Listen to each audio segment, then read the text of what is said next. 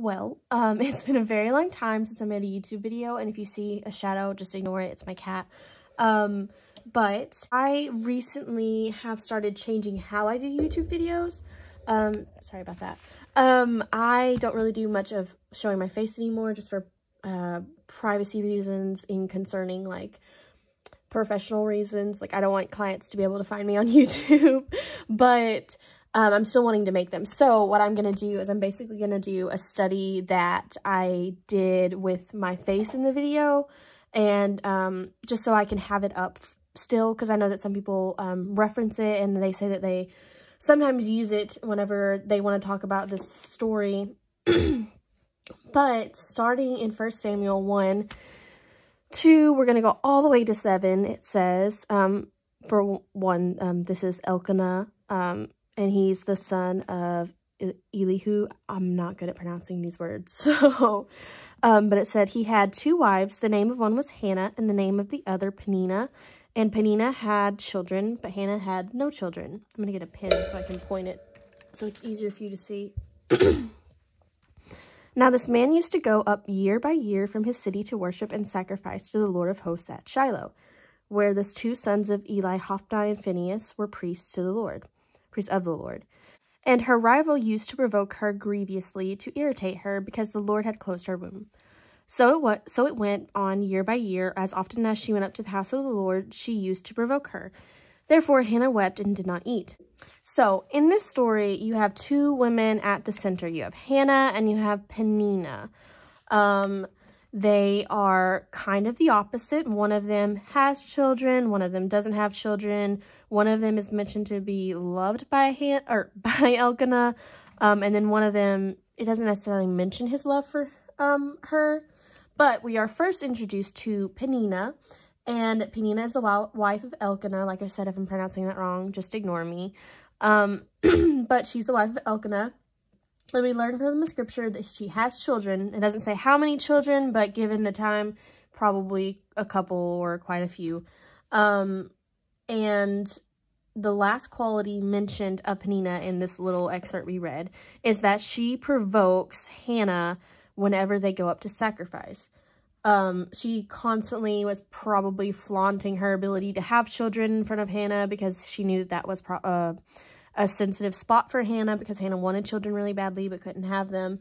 And she constantly harasses Hannah for no reason at first. Like, there's nothing in here that says, like, Hannah was mean to her, so Peninnah was mean to her back. It's just Peninnah was aggressive towards Hannah, and Hannah doesn't really show any signs of responding or retaliating, and she just cries. And kind of is the better person, where she doesn't respond or retaliate. And then Hannah is introduced to us. She's also the wife of Elkanah, and the Bible made it very clear that she is barren, or was barren. And even though she was barren, she often received a double portion. And it very clearly mentions, like I said earlier, Elkanah's love for Hannah, where it doesn't very clearly mention it for Peninnah. So there's not a lot of tangible proof that he just really, really loves Peninnah. And he also received a smaller portion than Hannah, even though she had children to care for, and you would just automatically assume, like, she would get a double portion. But they had a very similar relationship, if you want to think about it in more simple ways, to Rachel and Leah, and that's a more popular story than Hannah and Peninnah are. And often when I talk about this story, people are able to kind of grasp at it better when I reference when I reference Rachel and Leah. So, as they're a little more known, I kind of cover them while I'm talking about them. But from the lesser portion, not mentioning Elkanah's love for Peninnah and all these other things we talked about, we can kind of come to the conclusion that Peninnah is more like Leah in this situation, whereas Hannah is more like Rachel, because she's the more loved, more preferred wife. She gets the double portion. It very specifically talks about how much he loves her, and he seems to try to cater to her often, which kind of shows a preference that is there. And so Hannah was the wife that was desired and loved more, and the one that he would rather be around, and Peninnah was not as much that as Hannah was.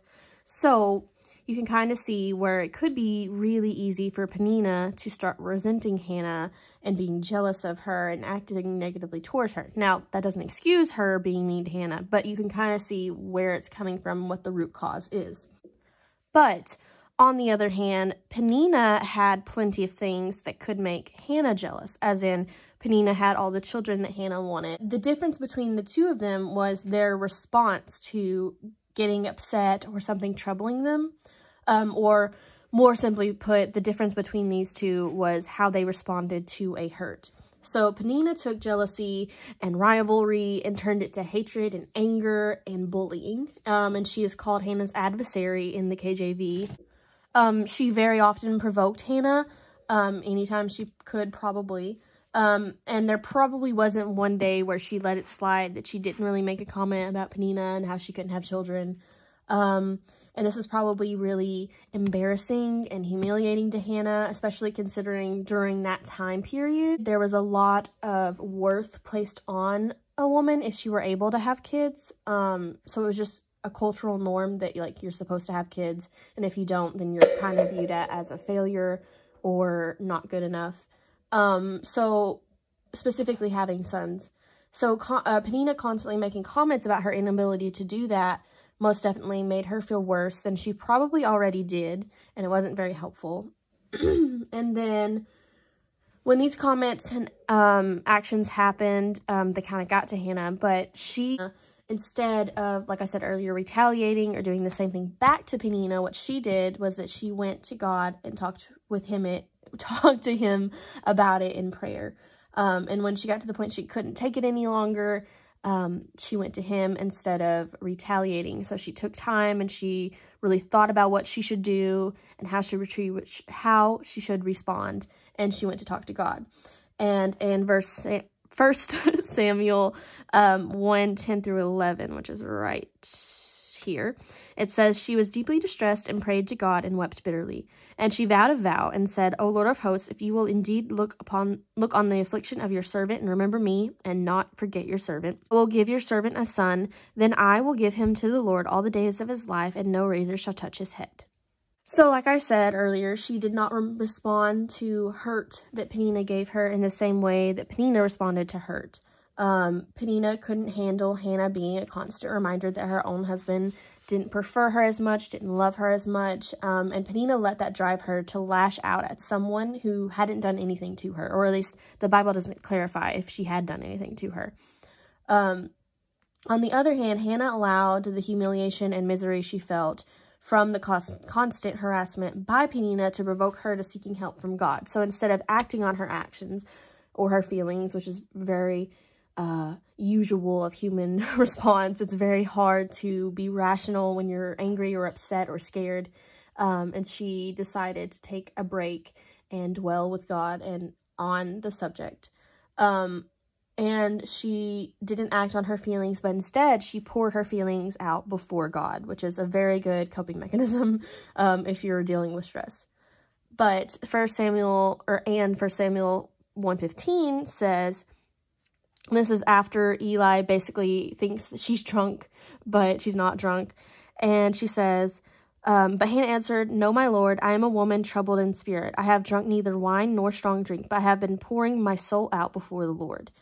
And then she tells him not to think of her as a worthless woman because she's not drunk. She's pouring her soul out. But she pours out her soul out before God, and that's how she comes to a more place of peace. And that's why what enables her to not respond the way Peninnah does. So as a almost licensed therapist in a few months, hopefully if I can pass my licensing exam, I tend to have a very clinical brain, because I have a clinical brain, I always want to understand like the breakdown in a relationship, like what caused it, what can we do to fix the problem, and I'm trained to get to the bottom of that. So from what I've gathered in the reading and the little I know about how the brain works, to me, the core problem in the breakdown of this relationship between Hannah and Peninnah is bitterness. Peninnah viewed Hannah as her rival, and it's very specifically said that she was her adversary in the Bible. And along the way, she lost all sense of empathy for Hannah, because that's very easy to do when you think of someone as like, you are my opposite, you are against me, you are my enemy because of this, this, and this. When you're doing that, it can be very easy to stop viewing someone as human, and you can lose all sense of empathy for them. And I use the word empathy, which this is going to be taking a break to explain the difference between empathy and sympathy, because my social work brain really likes doing that. But I did a research project a year ago, or it was a little over a year ago actually. But I looked at the relationship between empathy levels and openness to diversity. And in my research, I read an article that explained the difference between sympathy and empathy. And it kind of used really big terms, so I'm not going to explain those to you. So I'm just going to use very simple terms. But the difference is that sympathy is more sensing the feelings of other people and being able to recognize and feeling them. But empathy is more about being able to place yourself in their situation and understand their feelings and see where they're coming from and understand their point of view and how they could have gotten from point A to point B. And not having this judgmental mindset of like, oh, you're completely wrong, but you're like, okay, I don't necessarily agree with you, but I think I can see where you got from this to this. But there's actually a really good quote from To Kill a Mockingbird, that explains what empathy is, because Atticus Finch quoted in the book, you never really understand a person until you consider things from his point of view, until you climb inside his skin and walk around in it. And basically, to summarize, sympathy is more about feeling, and empathy is more about understanding. So I personally believe that empathy is one of the most powerful tools we can have as a Christian, because we live in a world that is so quick to just judge people and label them as something and let that label stick on them forever. And we can use empathy to understand how that person is feeling, and we can understand their struggles, and it can open up the doors for opportunity that would not have been there if we had treated them like everyone else had. So empathy really helps us to learn how to be more compassionate and to treat people, like I said earlier, as humans, and not lose the sense of empathy for them, no matter what their background is or what they look like. And so, like I said, I think empathy is an amazing discipleship and witnessing tool, and we can place ourselves in their shoes and recognize that no one is ever too far, and that everyone in this world deserves kindness and forgiveness. But if you go on Facebook or Instagram for any length of time, you'll probably hear a quote or read a quote, and it's like, hurt people hurt people. And I see it all the time, and for a really long time, I thought that it was not necessarily true. But then with my own personal story of empathy and forgiveness, I kind of learned that it is true. And then in my research and my study of the brain and how it works, but it is true. Often if you do any research into the cycle of abuse, you learn that very quickly that most of the time people who do abuse, they have also been abused in their life. So hurt people really do hurt people.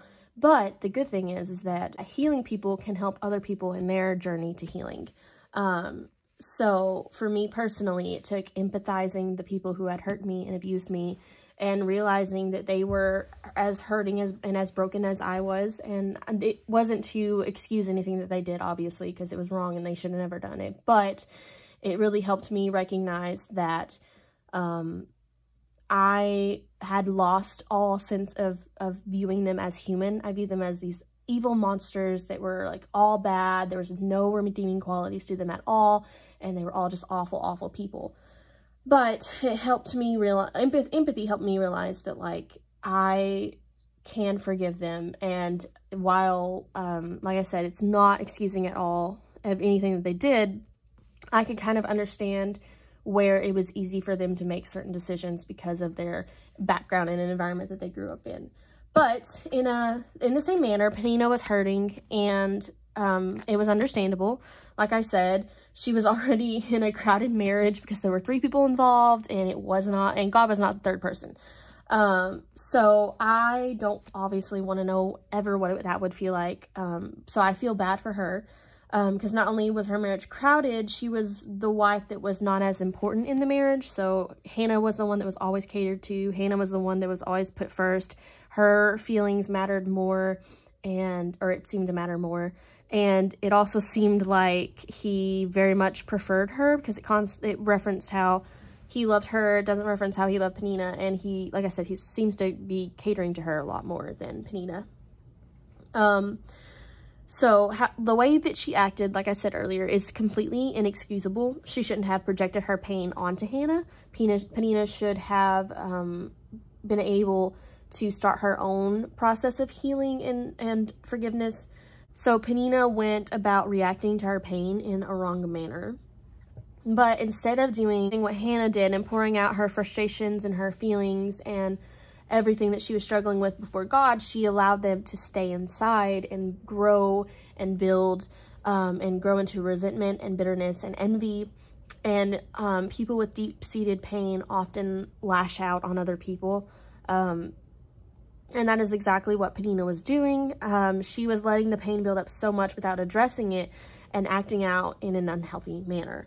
And it takes having empathy to recognize this, because I think that often we over-villainize Peninnah in this story, and we talk about how she's this awful, awful person, and she was so mean, and there was literally no reason for her to be this mean. She's just awful. And we lose this sense of humanity in Peninnah, because she is just like the rest of us. How many times have we kind of gotten really, really jealous and lashed out on someone, or lashed out at someone because we have this like unspoken jealousy towards that person? Or maybe we lash out on them because we're just tired of them being chosen over us or something like that. So like, I think that we often lose all sense of empathy for Peninnah, just like Peninnah did for Hannah in this story, because one, it's the first chapter, so I know a lot of people don't really dig into the first chapter of each book that much, but we just automatically assume, like, you know, she's a horrible person, she's the villain here, and we forget that Peninnah was human too. And there's something that you kind of realize when you study the brain, and there's kind of something that you learn whenever you study mental health, and it's often the first thing that they teach you. But, and if you're a parent, you probably know this already because your children do it. But often people, especially children, use anger to mask the feelings of being hurt.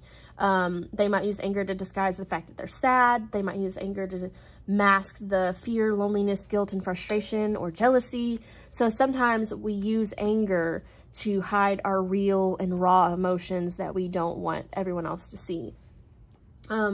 And so the reality of this story, which is the whole sum of everything, is that we're always going to have a Peninnah in our lives. We're always going to have someone who secretly wishes we would fail to make themselves feel better. There are people who will seemingly hate us for no reason, and we can't think of one thing we've ever done to them, but they still, for some reason, just do not like us at all.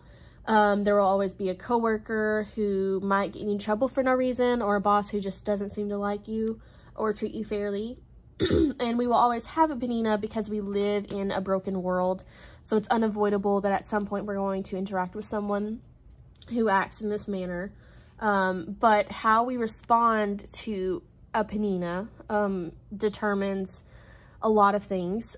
So Matthew 5:44 says to love our enemies, bless those who curse us, do good to those who hate us, and pray for those who spitefully use us and persecute us. Ephesians 4:32 says, be kind to one another, tender-hearted, forgiving one another as Christ and God forgave you. And Colossians 3:12-14 says to put on then as God's chosen ones, holy and beloved, compassionate hearts, kindness, humility, meekness, and patience, bearing with one another. And if one of you have complained against another, forgiving each other as the Lord had forgiven you, so you must also forgive. Ignore my cat. And above all these, put on love, which binds everything together in perfect harmony.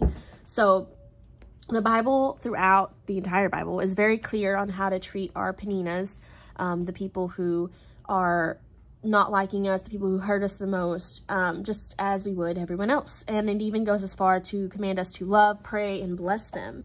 And so that can go as far as saying, like, whatever blessing you give to me, I pray that you give Peninnah as well. So we're supposed to treat our Peninnah with kindness, empathy, love, and compassion, because during a situation like this, you can either choose to represent God correctly and give Peninnah a representation of our God, or you can do the opposite and react harshly and say mean things and stoop to her level. And then she will think, oh, if this is what a Christian is like, I don't want to be involved in it. So the moral of the story is this very long story that I just keep dragging out is that let your enemies provoke you to prayer and seeking the counsel to God instead of bitterness and gossip, because bitterness is very, very dangerous. And the best way to respond to hurt is to take time to reflect, number one, and then enter prayer and see how you could respond to this better. How could you respond to this better next time? And then ask God to help you learn and make your automatic response to be something more loving instead of judgmental or harsh. But how we respond to hurt as a Christian matters. Even when we feel completely justified in acting rudely or unchristianly to them, because how we respond shows them the love of God. And we have to show everyone the love of God, because just as much as he died for us, he died for them. And we need to respond with grace and empathy. And I'm a person that I like to know the ending of the story. And if you're listening to this, you might already know the ending of the story. But if you don't, and you've never really read this part of 1 Samuel before, after pouring your heart out to the Lord and taking the high road and not seeking revenge and stooping to her level, and allowing God to direct her reactions to what was going on, Hannah was gifted a son, and that was what she was wanting the whole time. So God took what Peninnah meant for evil, which is, you know, a reference to the verse in Genesis with Joseph, and he turned it into good. So the harassment fueled her passion to pray, which led to her biggest blessing, that was her son. So it was a cute little ending to the story, and I hope that you learned something. And if you've already heard me talk about this story before, this is the most updated version I have of it, because I did it for our college campus ministry thing, and I recorded it, but it wasn't as well developed, I guess. So technically, if you listened to it before, you're getting the better version.